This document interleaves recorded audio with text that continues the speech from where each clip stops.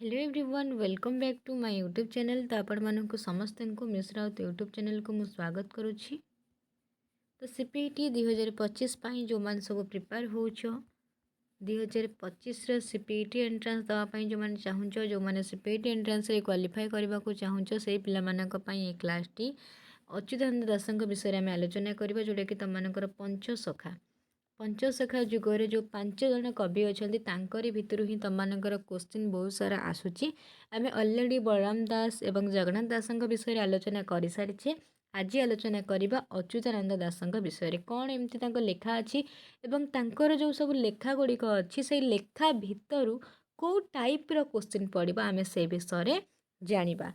तो ये जो मैंने आम चैनल को सब्सक्राइब करन पाखे चैनल को सब्सक्राइब करने सहित तार पाखे बेल आइकन को ऑल सेट करदे जहाँफल कि जहाँ भी सीपीटी सीवीटी रिलेटेड जहाँ भी सब इनफॉरमेशन आसीबो बा स्कॉलरशिप रिलेटेड जहाँ भी इनफॉरमेशन आसीबो सर्वप्रथमे समस्ते पाई परिबो।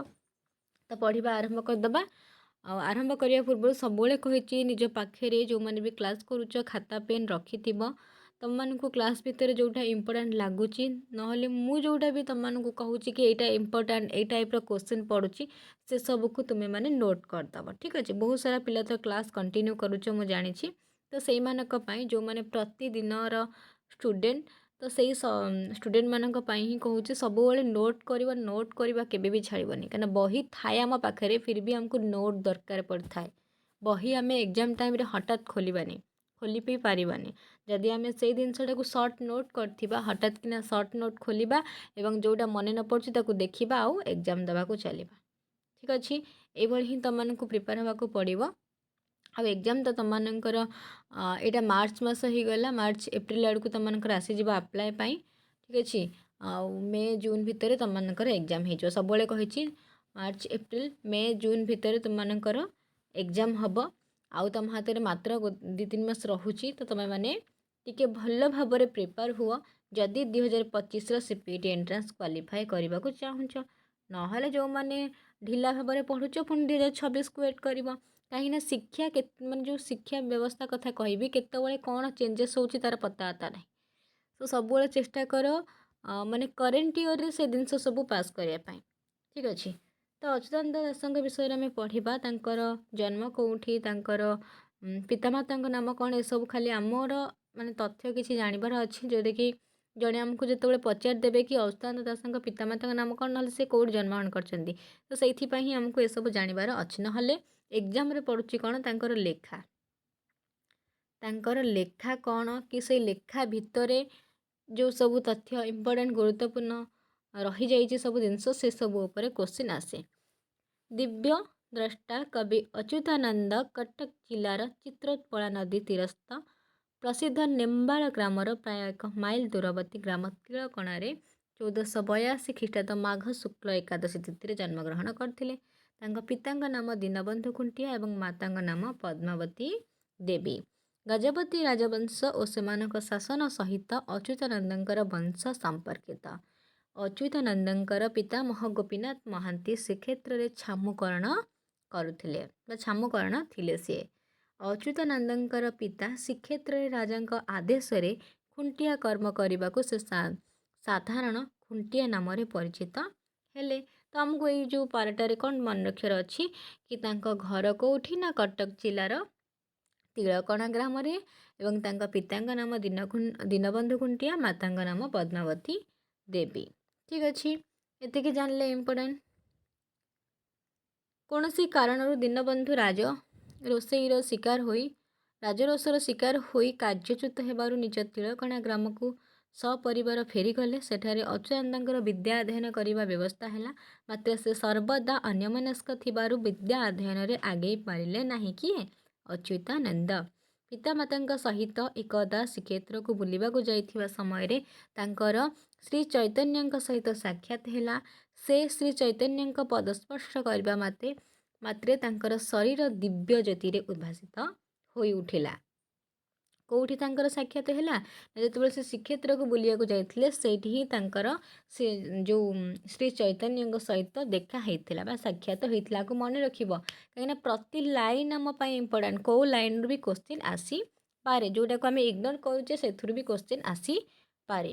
ଶ୍ରୀ ଚୈତନ୍ୟଙ୍କ ନିର୍ଦ୍ଦେଶରେ ସନାତନ ଗୋସ୍ୱାମୀ ଅଚ୍ୟୁତାନନ୍ଦଙ୍କୁ ଦୀକ୍ଷା ପ୍ରଦାନ କଲେ। ଏଇଟା ମଧ୍ୟ ଗୋଟେ ଇମ୍ପୋର୍ଟାଣ୍ଟ କ୍ୱେଶ୍ଚିନ୍ ହେଇପାରିବ କି ଅଚ୍ୟୁତାନନ୍ଦଙ୍କୁ କିଏ ଦୀକ୍ଷା ପ୍ରଦାନ କରିଥିଲେ ଆଉ କାହା ଉଦ୍ଦେଶ୍ୟରେ କରିଥିଲେ। ଦୁଇଟା କ୍ୱେଶ୍ଚିନ୍, ଗୋଟେ ଲାଇନ୍ ଦୁଇଟା କ୍ୱେଶ୍ଚିନ୍। କିଏ କରିଥିଲେ ନା ସନାତନ ଗୋସ୍ୱାମୀ।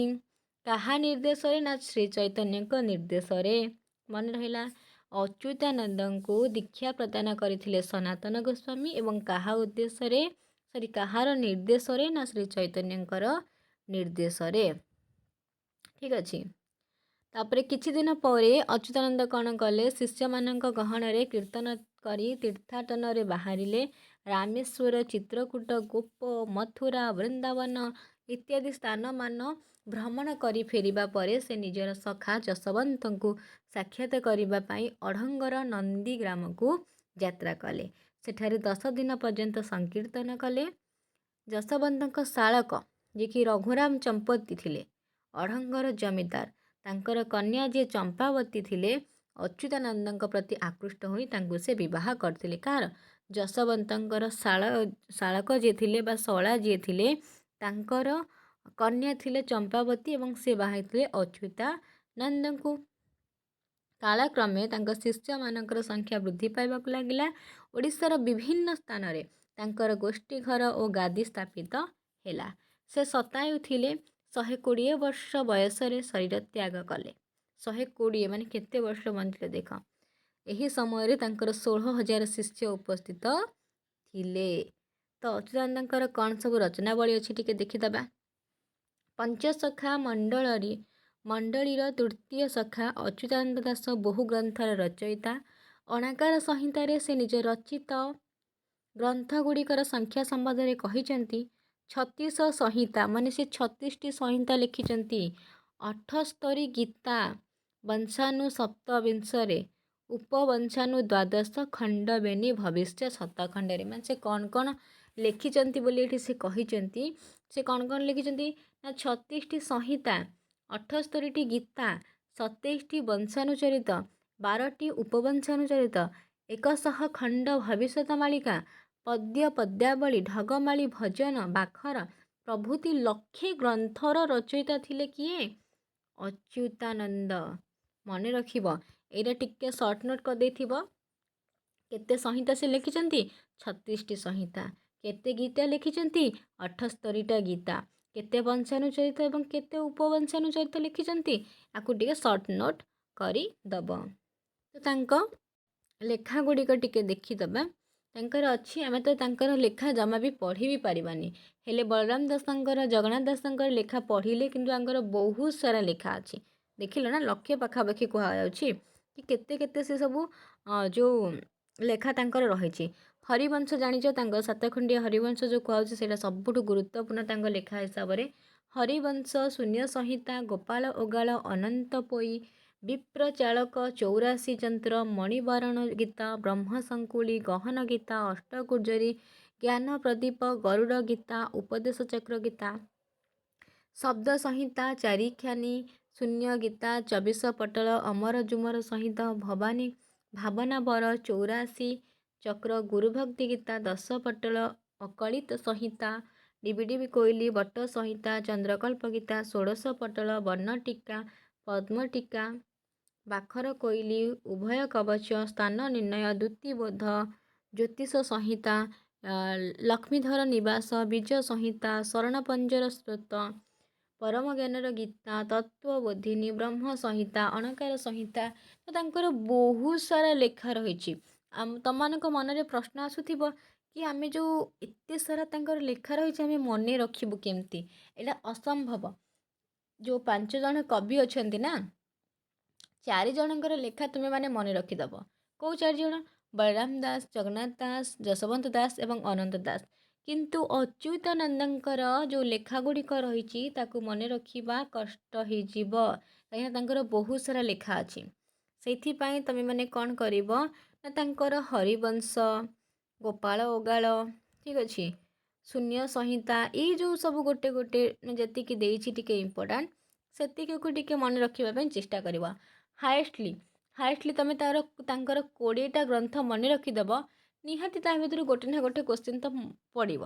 20ଟା ଯଦି ମନେ ରଖିଲ, ଯଦି ତାଠୁ ବି ଅଧିକ ମନେ ରଖିବ ସେଇଟା ତ ତମମାନଙ୍କ ପାଇଁ ବହୁତ ଭଲ। କିନ୍ତୁ ଯେଉଁମାନେ ଏତେ ସାରା ଲେଖା ଭାବିକି କନଫ୍ୟୁଜ୍ ହେଇଯାଉଛ, ମନେ ରଖିପାରୁନ, ସେଇମାନଙ୍କ ପାଇଁ କହୁଛି ବେଶୀ ମନେ ରଖନା। କିନ୍ତୁ ସେଇ 4 ଜଣଙ୍କର ସବୁ ତମକୁ ମନେ ରଖିବାକୁ ପଡ଼ିବ। ସେଇ 4 ଜଣଙ୍କୁ ଅଧିକ ପ୍ରାଧାନ୍ୟ ଦେବାକୁ ପଡ଼ିବ। ବାକି ଆଙ୍କୁ ଟିକେ କ'ଣ ହାଲକା ସେ ଦେଖିବ, ତାଙ୍କର ଲେଖା ଗୁଡ଼ିକୁ ଆରାମସେ ହେଇଯିବ। ଠିକ୍ ଅଛି।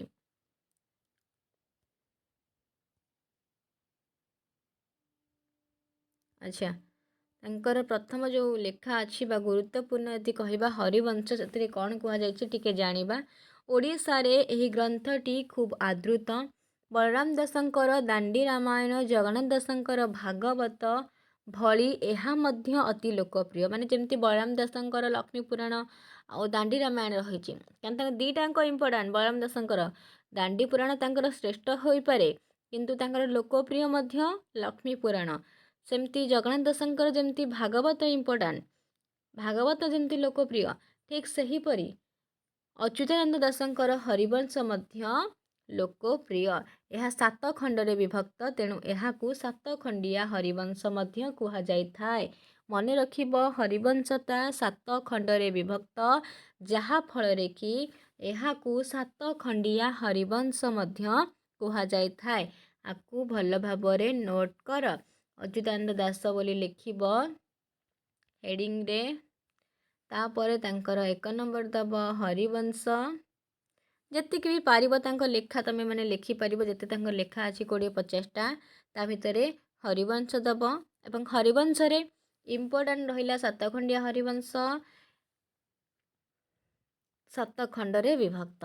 ଗ୍ରନ୍ଥର ମଙ୍ଗଳାଚରଣରେ ପ୍ରଥମେ ଗଣନାଥ, ଦ୍ୱିତୀୟରେ ସର୍ବମଙ୍ଗଳା ଏବଂ ତୃତୀୟରେ ହରିବିଷ୍ଣୁ, ଚତୁର୍ଥରେ ଶାରଦା ବା ସରସ୍ୱତୀ, ଶେଷରେ ପୁନର୍ବାର ଦୀନବନ୍ଧୁ ଭଗବାନଙ୍କର ବନ୍ଦନାଗାର କରାଯାଇଛି। ଏଟା ମଧ୍ୟ ଇମ୍ପୋର୍ଟାଣ୍ଟ, ଏମିତି ବି କ୍ୱେଶ୍ଚିନ୍ ପଡ଼ିପାରେ। ହରିବଂଶ ଗ୍ରନ୍ଥର ଆରମ୍ଭରେ କାହାର ବନ୍ଦନା କରାଯାଇଛି? ଏମିତି ଓଲଟେଇକି ପଚାରିଥିବ। ପ୍ରଥମେ ସର୍ବମଙ୍ଗଳା ଦେଇଥିବ, ସର୍ବମଙ୍ଗଳା ଗଣନାଥ ହରି, ପୁଣି ଦେଇଥିବ ହରି ଗଣନାଥ ସର୍ବମଙ୍ଗଳା, ପୁଣି ଦେଇଥିବ ହରି ସରସ୍ୱତୀ ଗଣନାଥ, ଏମିତି ଦେଇଥିବ। ତ ତମମାନଙ୍କୁ ମନେ ରଖିବାର ଅଛି କି ପ୍ରଥମେ ହରିବଂଶ ଯେଉଁ ରହିଛି, 7 ଖଣ୍ଡିଆ ହରିବଂଶ ଯେଉଁ ବସିଥାଏ, ସେଇଥିରେ ପ୍ରଥମେ ମଙ୍ଗଳାଚରଣ କାହାର ହୋଇଥାଏ ନା ଗଣେଶଙ୍କର, ତାପରେ ସର୍ବମଙ୍ଗଳାଙ୍କର, ତାପରେ ହରି ବା ବିଷ୍ଣୁଙ୍କର, ତାପରେ ସରସ୍ୱତୀଙ୍କର ହେଇଛି। ପ୍ରଥମେ ମନେ ରଖିବ ଦୁଇଟା ଗଣନାଥ ବା ଗଣେଶଙ୍କର ବନ୍ଦନା ହୋଇଥାଏ, ତାପରେ ସର୍ବମଙ୍ଗଳାଙ୍କର ହୋଇଥାଏ। ଦୁଇଟା ମନେ ରଖିଲେ ଅଟୋମେଟିକ୍ ଆନ୍ସର ଆସିଯିବ।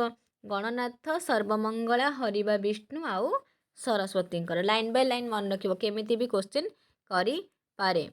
ପ୍ରଥମ ଖଣ୍ଡରେ ନନ୍ଦଙ୍କ ଜନ୍ମ, କଂସ ଜନ୍ମ ବିବରଣୀ ପ୍ରଦତ୍ତ ହୋଇଛି। ଏଥିରେ ଗୋପପୁର ମଥୁରାର ଦୀର୍ଘ ବର୍ଣ୍ଣନା ପରେ ବଳରାମ ଓ କୃଷ୍ଣଙ୍କ ଜନ୍ମ ବିବରଣୀର ସ୍ଥାନ ମଧ୍ୟ ପାଇଛି। ଦ୍ୱିତୀୟ ଖଣ୍ଡରେ ଶ୍ରୀକୃଷ୍ଣଙ୍କ ବାଲ୍ୟଲୀଳା ବର୍ଣ୍ଣିତ। ମାନେ ଯେଉଁ 7 ଖଣ୍ଡ ଅଛି ନା, ସେ 7 ଖଣ୍ଡରେ କ'ଣ କ'ଣ ବର୍ଣ୍ଣନା କରାହେଇଛି ବୋଲି ଏଠି କୁହାଯାଉଛି, ଆକୁ ମଧ୍ୟ ଭଲ ଭାବରେ ନୋଟ୍ କର। ପ୍ରଥମ ଖଣ୍ଡରେ କ'ଣ ବର୍ଣ୍ଣନା କରାଯାଇଛି? ନନ୍ଦ ଜନ୍ମ ଓ କଂସଙ୍କ ଜନ୍ମ ବିବରଣୀ କଥା କୁହାଯାଇଛି। ଦ୍ୱିତୀୟ ଖଣ୍ଡରେ କ'ଣ ବର୍ଣ୍ଣନା କରାଯାଇଛି ନା, ଯେଉଁ ଶ୍ରୀକୃଷ୍ଣ ଅଛନ୍ତି ତାଙ୍କର ବାଲ୍ୟଲୀଳା କଥା ବର୍ଣ୍ଣନା କରାଯାଇଛି। ତୃତୀୟ ଖଣ୍ଡରେ ପୁଣି କ'ଣ ବର୍ଣ୍ଣନା କରାଯାଇଛି ନା, ରାସଲୀଳା କଥା କୁହାଯାଇଛି।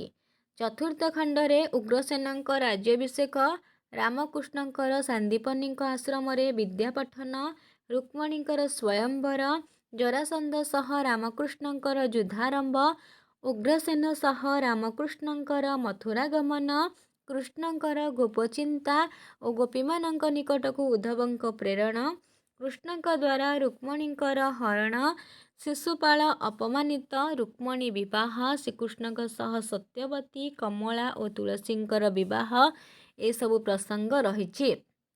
ଗଲା। ତାପରେ ଆସିଲା ସପ୍ତମ ଖଣ୍ଡ, ମାନେ 7 ଖଣ୍ଡ କୁହାଯାଉଛି ନା, ସେଟା 7 ଖଣ୍ଡରେ ବିଭକ୍ତ ହରିବଂଶଟା। ତ ଆମେ 6 ଖଣ୍ଡ ପର୍ଯ୍ୟନ୍ତ ଜାଣିଗଲେ କି 6 ଖଣ୍ଡ ପର୍ଯ୍ୟନ୍ତ କ'ଣ ସବୁ ବର୍ଣ୍ଣନା କରାହେଇଛି। ପ୍ରତି ଖଣ୍ଡରେ ଗୋଟେ ଗୋଟେ ଖଣ୍ଡରେ କ'ଣ କ'ଣ ବର୍ଣ୍ଣନା କରାହେଇଛି।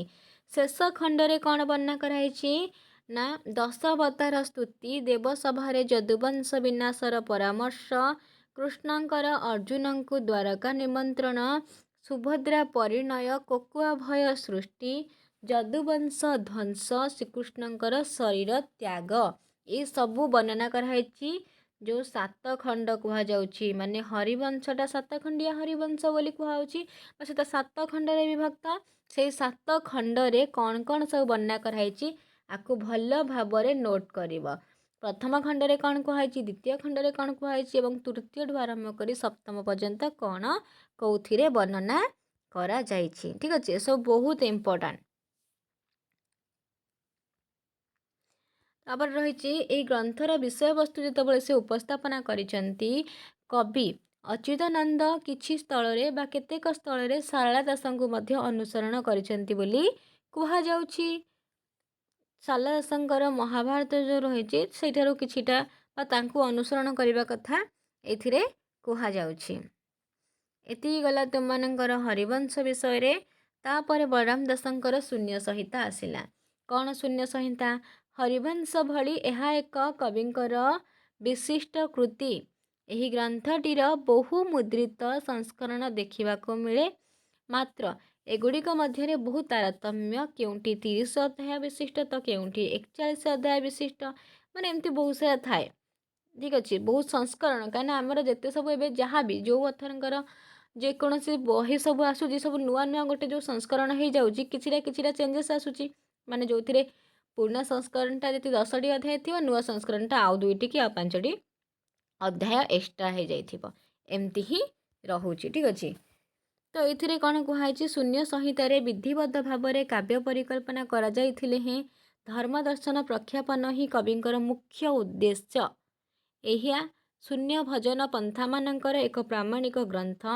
ଶିଷ୍ୟ ରାମଦାସଙ୍କ ଶୂନ୍ୟ ସଂହିତା ସମ୍ପର୍କରେ ପ୍ରଶ୍ନର ଯେଉଁ ଜ୍ଞାନୋପଦେଶମୂଳକ ଉତ୍ତର କବି ପ୍ରଦାନ କରିଛନ୍ତି ତାହା ହିଁ ଶୂନ୍ୟ ସଂହିତାରେ ଉପଜୀବ୍ୟ ବିଷୟବସ୍ତୁ।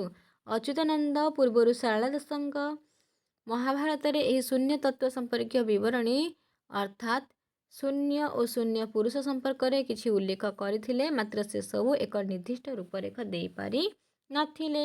ତ ଶୂନ୍ୟ ସଂହିତାରେ ପଞ୍ଚସଖା ଧର୍ମ, ଶୂନ୍ୟବାଦୀ ଧର୍ମର ଜ୍ଞାନତତ୍ତ୍ୱ ପରିବେଷଣ ପ୍ରଧାନ ଆଭିମୁଖ୍ୟ ହୋଇଥିଲେ ହେଁ ଶୁଦ୍ଧ ନିର୍ମଳ ଭକ୍ତିର ଉତ୍କର୍ଷ ମଧ୍ୟ ଏଥିରେ ପ୍ରଦର୍ଶିତ। ବାସ୍ ତୁମକୁ ମନେ ରଖିବାର ଅଛି କି ଶୂନ୍ୟ ସଂହିତା ବି ତାଙ୍କର ଗୋଟେ ଲେଖା, ଯେଉଁଟାକି ହରିବଂଶ ପରେ ପରେ ସେଟା ଗୋଟେ ଗୁରୁତ୍ୱପୂର୍ଣ୍ଣ ଲେଖା।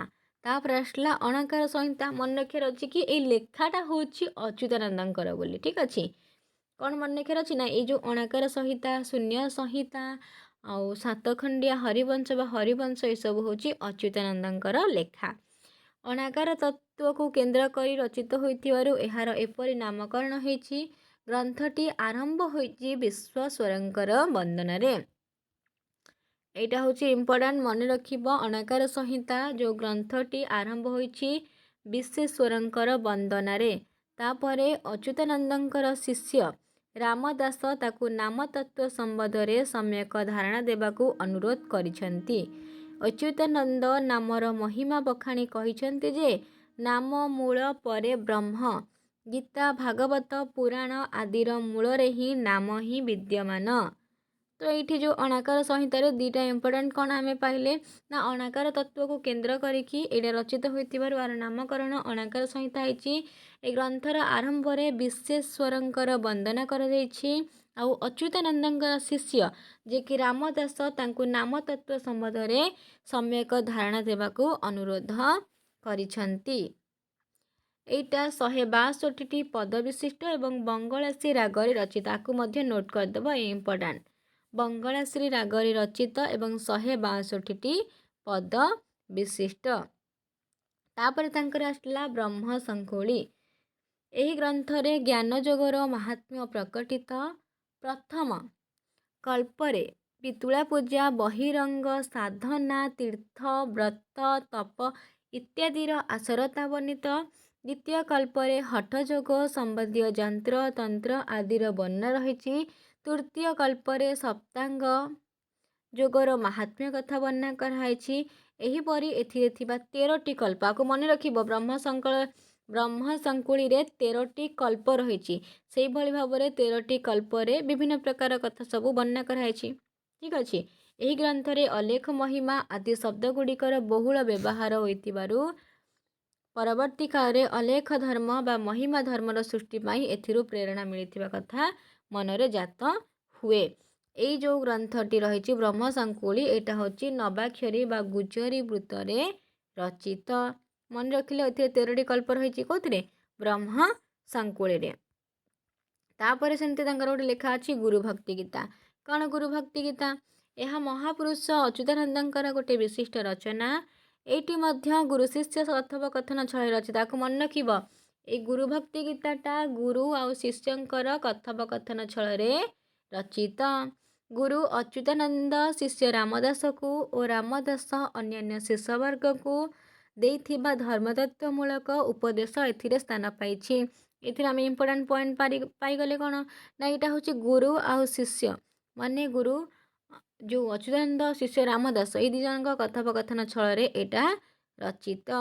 ତା ବିଷୟବସ୍ତୁ ସବୁ କ'ଣ ରହିଛି? ଗୁରୁ ଶିଷ୍ୟଙ୍କ ପରମ୍ପରା କଥା ଏଥିରେ କୁହାଯାଇଛି। ତାପରେ ଆସିଲା ତାଙ୍କର ଗୋପାଳ ଓଗାଳ।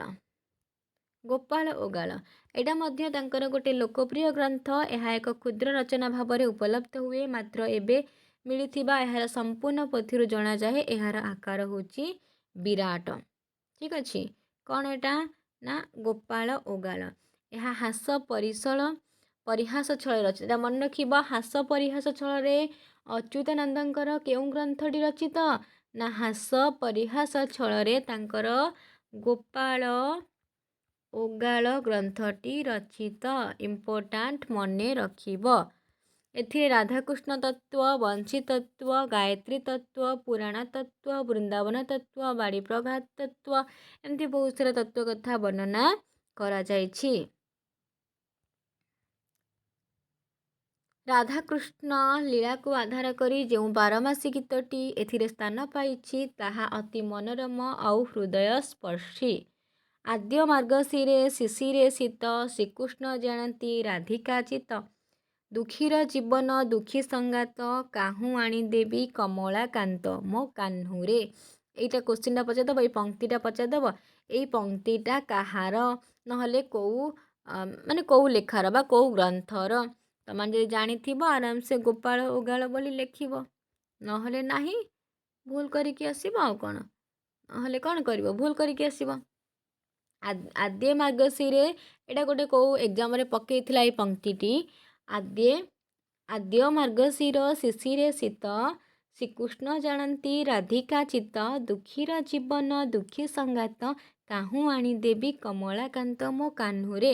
ଏଇଟା ଇମ୍ପୋର୍ଟାଣ୍ଟ ପକେଇପାରେ ଏକ୍ଜାମରେ, ସୋ ଟିକେ ତାକୁ କେୟାରଫୁଲି ମନେ ରଖିବ, ନହେଲେ ତୁମେ ନୋଟ୍ କରିଦିଅ କି ଏଇଟା ଗୋପାଳ ଓଗାଳ ଅଚ୍ୟୁତାନନ୍ଦ ଦାସଙ୍କର ବୋଲି। ତାପରେ ନେକ୍ସଟ କ୍ଲାସ୍ରେ ଆମେ ପଢ଼ିବା ଯଶୋବନ୍ତ ଦାସଙ୍କ ବିଷୟରେ। କେଉଁଠି ସେ ଜନ୍ମଗ୍ରହଣ କରିଥିଲେ, ତାଙ୍କ ଲେଖା ସବୁ କ'ଣ କ'ଣ ଅଛି ଏବଂ କେଉଁ ଲେଖା ତାଙ୍କର ଏତେ ଇମ୍ପୋର୍ଟାଣ୍ଟ ଯେଉଁଟାକି ଆମର ଏକ୍ଜାମରେ କୋଶ୍ଚିନ୍ ଆସିପାରେ। ଯେମିତି ଆଜିର କ୍ଲାସ୍ରେ ଆମେ ଅଚ୍ୟୁତାନନ୍ଦ ଦାସଙ୍କ ବିଷୟରେ ସବୁ କିଛି ଇନଫର୍ମେସନ୍, ସବୁ କିଛି ତଥ୍ୟ ଯାହା ବି ସବୁ ଜିନିଷ ରହିଛି ତାଙ୍କ ବିଷୟରେ ସବୁ ଆଲୋଚନା କଲେ, ଠିକ୍ ସେହିପରି ଭାବରେ ନେକ୍ସଟ କ୍ଲାସ୍ରେ ଯଶୋବନ୍ତ ଦାସଙ୍କ ବିଷୟରେ ଆମେ ଆଲୋଚନା କରିବା, ଆଉ ଅନନ୍ତ ଦାସଙ୍କ ବିଷୟରେ ଆଲୋଚନା କରିବା। ଆଉ ଦୁଇ ଜଣଙ୍କର ସରିଗଲା ପରେ ତମମାନଙ୍କର ପଞ୍ଚସଖା ସରିଯିବ। ଠିକ୍ ଅଛି। ତାପରେ ମୁଁ ତମମାନଙ୍କର ରୀତିଯୁଗ ଅଛି, ମଧ୍ୟଯୁଗ ବା ରୀତିଯୁଗ ଅଛି, ତା ଉପରେ ଆଲୋଚନା କରିବା। ତାପରେ ଆଧୁନିକକୁ ଯିବା। ତାପରେ ତମମାନଙ୍କର ବହୁତ ସାରା ରହିଛି ଆତ୍ମଜୀବନୀ, ଭ୍ରମଣ କାହାଣୀ, ସେସବୁରୁ କୋଶ୍ଚିନ୍ ଆସୁଛି, ସେସବୁ ମଧ୍ୟ ଜାଣିବା। ଠିକ୍ ଅଛି। ତ ଆଜିର କ୍ଲାସ୍ଟି ଯଦି ତୁମମାନଙ୍କୁ ଭଲ ଲାଗିଥିବ ଗୋଟେ ଲାଇକ୍ କରିବା ସହିତ ନିଜ ସାଙ୍ଗମାନଙ୍କୁ ସେୟାର କରିଦେବ, ଯାହାଫଳରେ କି ସେମାନେ ମଧ୍ୟ ଆଜିର କ୍ଲାସ୍ଟିକୁ କରିପାରିବେ। ନହେଲେ ଯେଉଁମାନେ ଆମର ପେଡ୍ କ୍ଲାସ୍ରେ ଜଏନ୍ ହେବାକୁ ଚାହୁଁଛ, ଡେସ୍କ୍ରିପ୍ସନ୍ରେ ଟେଲିଗ୍ରାମ ଗ୍ରୁପ୍ର ଲିଙ୍କ୍ ରହିଛି, ତୁମମାନେ ସେଥିରେ ଜଏନ୍ ହେଇକି କେମିତି କ'ଣ ପେଡ୍ କ୍ଲାସ୍ରେ ଜଏନ୍ ହେବ ସେ ବିଷୟରେ ମଧ୍ୟ ଜାଣିପାରିବ। 70 ଏଭବ ପିଲା ତୁମମାନଙ୍କର ପେଡ୍ କ୍ଲାସ୍ରେ କ୍ଲାସ୍ କରୁଛନ୍ତି। ତ ତୁମମାନେ ଚାହିଁଲେ ମଧ୍ୟ କ୍ଲାସ୍ କରିପାରିବ। ବେଶୀ ବି ତୁମମାନଙ୍କର ଆମାଉଣ୍ଟ ନାହିଁ, ମାନେ ଅଧିକ ପଇସା ବି ନୁହେଁ। ଟେଲିଗ୍ରାମରେ ଜଏନ୍ ହେଇକି ସେ ବିଷୟରେ ଡିଟେଲ୍ସରେ ବୁଝିପାରିବ ଯେଉଁମାନେ ଇଣ୍ଟରେଷ୍ଟେଡ୍ ଅଛ। ଠିକ୍ ଅଛି। ଧନ୍ୟବାଦ ପିଲାମାନେ।